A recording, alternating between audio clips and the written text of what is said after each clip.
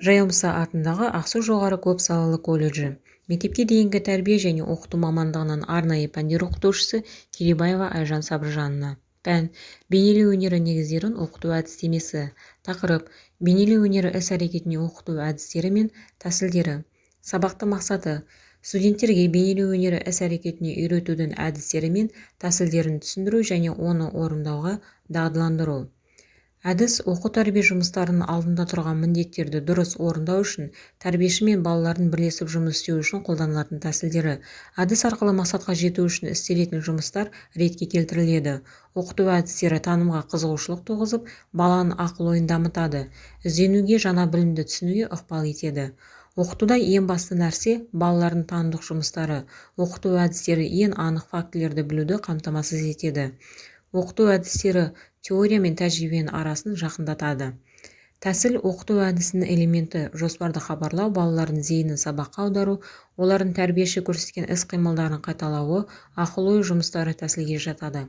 Тәсіл оқу материалын түсінуге үлес қосады. Бейнелеу өнері іс-әрекетінің өзіндік әдіс-тәсілдері бар. Солардың бірін атап өтсек. Бірінші сурет салу әдістерінің бірі бастыру әдісі. Бастыру үшін әртүрлі заттарды қолдануға болады. Мысалы, жапырақ, түрлі түсті өсімдіктер, поролон, көкөністер, алақан, қарындаштың теріс бөлігі, жіп және тағы басқа құралдар. Дәстүрден тыс әдіспен сурет салуды үйренген бала өз бетінше бастыру құралдарын іздеп тауып көрсетеді. Бұл баланың өмірге шығармашылықпен қарауының, кез келген затты әртүрлі мақсатта қолдана білу іскерлігін дамытудың алғы шарты болып табылады. Көкөністер бастырмасы. Балалар бастырма көмегімен салынған бейнеге ерекше қызығушылық танытады. Әсіресе көкөніс қалдығынан балалардың көз алдында даярланған штамптар даяр сатып алынғандарға қарағанда қызығушылықты үдете түседі. Картоп, сәбіз, асқабақ қабығынан және қызылшадан түрлі пішіндер жасауға болады. Мысалы, шаршы, дөңгелек, үш бұрыш, төрт бұрыш даярлау. Картоп немесе өзге көкөніс қиығында контур жасап, артығын кесу, штампты гуашқа батыру немесе оған қылқалам көмегімен су бояу жағу, қағаз немесе мата бетіне ойлаған сурет шығатындай етіп бастыру.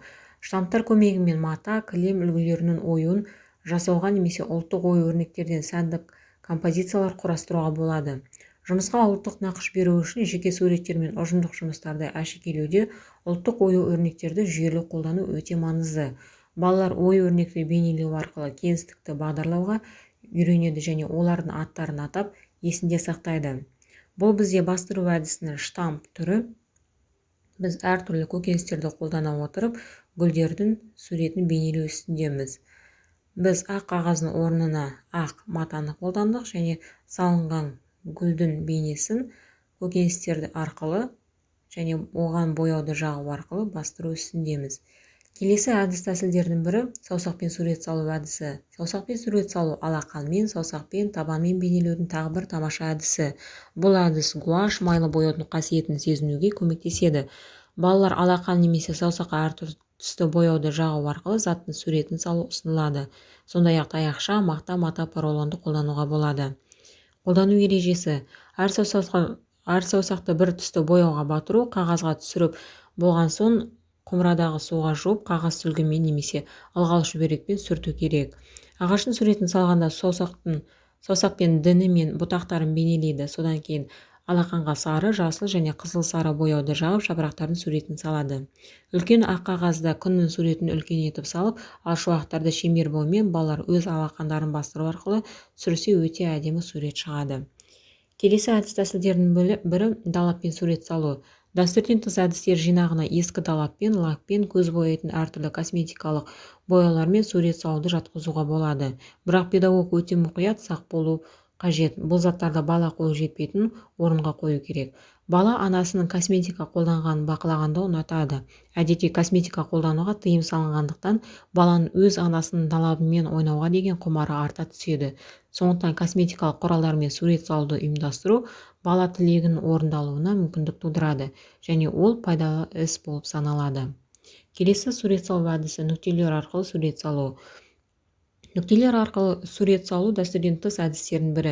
Сурет көптеген жекелеген нүктелер арқылы бейнелесе, онда бұл сурет салу техникасы пуантилизм деп аталады. Нүктелер саусақ немесе қылқалам ұшымен тықылдату әдісі арқылы түсіріледі. Нүктелердің көлемдері әртүрлі болуы мүмкін. Нүктелер арқылы салынған сурет мозаика сияқты болады. Педагог контур нүктелерді қойып, суреттің сызбасын даярлайды. Балаған нүктелерді сызықтармен қосу ұсынылады. Пайда болған бейнені аяқтауға, бояуға, сюжет ойластыруға және ат қоюға болады. Келесі құммен сурет салу әдісі. Балаларға құммен сурет салу өте қызықты. Олар құммен ойнағанды қатты ұнатады. Қолдану ережесі: ақ қағазға суретті салып, оған ПВА желімін сызықтарына жағып шығып, одан кейін дайын құмды немесе табиғи құмды алдын ала бояу арқылы үстіне себелеу.